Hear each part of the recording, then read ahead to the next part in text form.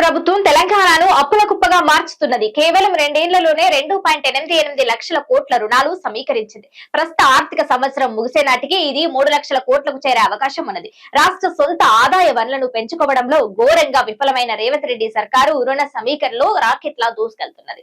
అలా ఆ ఆర్థిక సంవత్సరంలోనే మార్కెట్ రుణాలు, బడ్జెటేతర రుణాల ద్వారా ఏకంగా 1.45 లక్షల కోట్లు సమీకరించింది. కేంద్ర ప్రభుత్వం పార్లమెంట్ లో ప్రకటించిన గణాంకాల ప్రకారం 2022-24 చివరి నాటికి మొత్తం ప్రజారుణం 3.5 లక్షల కోట్లుగా ఉన్నది. ఇందులో బహిరంగంగా మార్కెట్ రుణాలు, కేంద్రం నుంచి తెచ్చిన రుణాలు, స్వయం ప్రతిపత్తి సంస్థలు, ఎన్ఎస్ఎస్ఎఫ్ సెక్యూరిటీలు, ఉమ్మడి రాష్ట్రం నుంచి వాటాగా వచ్చిన రుణాలు కూడా ఉన్నాయి. కాంగ్రెస్ ప్రభుత్వం 2023లో ప్రవేశపెట్టిన శ్వేతపత్రం ప్రకారం వివిధ కార్పొరేషన్ల ద్వారా సమీకరించిన బడ్జెటేతర రుణాలు 1.1 లక్షల కోట్లుగా ఉన్నాయి. ఎఫ్ఆర్బిఎం, నాన్ ఎఫ్ఆర్బిఎం రుణాలు కలిపి దాదాపు 4.6 లక్షల కోట్లకు చేరాయి. ఇందులో 2023 డిసెంబర్ నుంచి 2024 మార్చి మధ్య కాంగ్రెస్ ప్రభుత్వం 35,000 కోట్ల అప్పులు చేసింది. అలాగే 2014లో ఉమ్మడి ఆంధ్రప్రదేశ్ నుంచి తెలంగాణకు వారసత్వంగా 72 కోట్ల రుణాలు వచ్చాయి.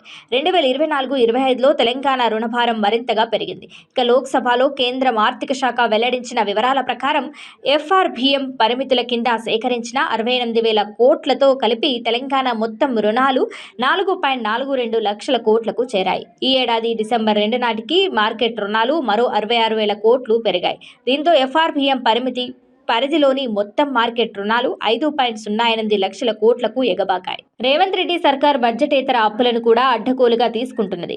ఇలాంటి రుణాలు ఈ ఏడాది డిసెంబర్ 2 నాటికి దాదాపు 2.4 లక్షల కోట్లకు పెరిగాయి. ఇందులో కంచెగచ్చబోలి భూములపై తీసుకున్న 1000 కోట్ల రుణం, వివిధ పట్టణ స్థానిక సంస్థల ద్వారా తీసుకున్న 12,000 కోట్లతో పాటు దాదాపు 5,000 కోట్ల హడో రుణాలు ఉన్నాయి. దీంతో ప్రస్తుతం తెలంగాణ మొత్తం అప్పులు 7.48 లక్షల కోట్లకు చేరాయి. గత 2 ఏళ్లలో తిరిగి చెల్లించిన అప్పులు, వడ్డీలను మినహాయిస్తే తెలంగాణ మొత్తం పెండింగ్ రుణాలు దాదాపు 6.8 లక్షల కోట్లుగా ఉన్నట్లు అధికారికంగా గణాంకాలు స్పష్టం చేస్తున్నాయి.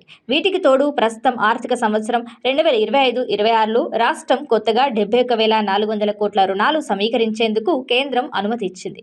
ఇది ఎఫ్ఆర్బిఎం నిబంధనల కింద అనుమతించిన 54,009 కోట్ల కంటే చాలా ఎక్కువ. దీంతో పాటు పాత రుణాల రీషెడ్యూలింగ్, పునర్వ్యవస్థీకరణకు కూడా కేంద్రం అనుమతి ఇచ్చింది. దీన్ని అసాధారణ వెసులుబాటుగా ఆర్థిక నిపుణులు భావిస్తున్నారు. కాంగ్రెస్ ప్రభుత్వం భారీ మొత్తంలో రుణాలు సమీకరిస్తున్నప్పటికీ ఆశించిన స్థాయిలో రాష్ట్ర మూలధన వ్యయం పెరగడం లేదని, ఆదాయాన్ని సమకూర్చే ఆస్తుల కల్పన కూడా జరగడం లేదని ఆర్థికవేత్తలు ఆందోళన వ్యక్తం చేస్తున్నారు. ఇది భవిష్యత్తులో ఆర్థిక వెసులుబాటును తగ్గించి దీర్ఘకాలిక వృద్ధికి ఆటంకం కలిగిస్తుందని హెచ్చరిస్తున్నారు. వారసత్వంగా వచ్చిన అప్పులు 2023-24లో చేసిన అప్పులను మినహాయిస్తే గతంలో బీఆర్ఎస్ ప్రభుత్వం దాదాపు 10 ఏళ్ల కాలంలో బహిరంగ మార్కెట్ ద్వారా 2.8 లక్షల కోట్ల రుణాలు సమీకరించింది. బడ్జెటేతర మార్గాల ద్వారా మరో 1.1 లక్షల కోట్ల అప్పు చేసింది. దీన్ని ప్రస్తుత కాంగ్రెస్ సర్కార్ 2 ఏళ్లలోపే అధిగమించింది. అయినప్పటికీ రాష్ట్రంలో ఎలాంటి భారీ ప్రాజెక్టులు చేపట్టకపోవడం, చెప్పుకోదగ్గ పథకాలేవి అమలు చేయకపోవడం గమనార్హం.